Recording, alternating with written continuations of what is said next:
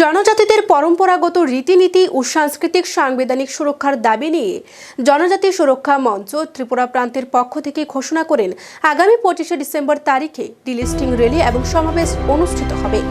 তবে ত্রিপুরা রাজ্যের জনপ্রিয় মুখ্যমন্ত্রী প্রফেসর ডক্টর মানিক সাহার বিশেষ অনুরোধে উক্ত ডিলিস্টিং র্যালি এবং জনসভার তারিখ পরিবর্তনের সিদ্ধান্ত গ্রহণ করা হয়েছে।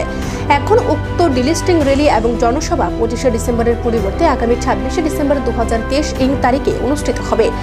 বাকি সময়, স্থান এবং অন্যান্য কর্মসূচি অপরিবর্তিত থাকবে বলে জানানো হয় সাংবাদিক সম্মেলনে। জনজাতিদের পরম্পরাগত রীতিনীতি ও সংস্কৃতি সাংবিধানিক সুরক্ষার দাবি নিয়ে জনজাতি সুরক্ষা মঞ্চ ত্রিপুরা প্রান্তের পক্ষ থেকে ঘোষণা করা হয়েছে আগামী 25 ডিসেম্বর 2023 তারিখে ডিলিস্টিং র্যালি এবং সমাবেশ অনুষ্ঠিত হবে।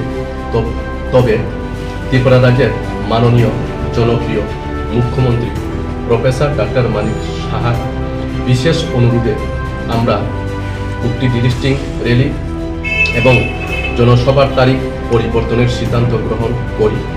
এখন উক্ত ডিলিস্টিং র্যালি এবং জনসভা 25 ডিসেম্বরের পরিবর্তে আগামী 26 ডিসেম্বর 2023 তারিখে অনুষ্ঠিত হবে।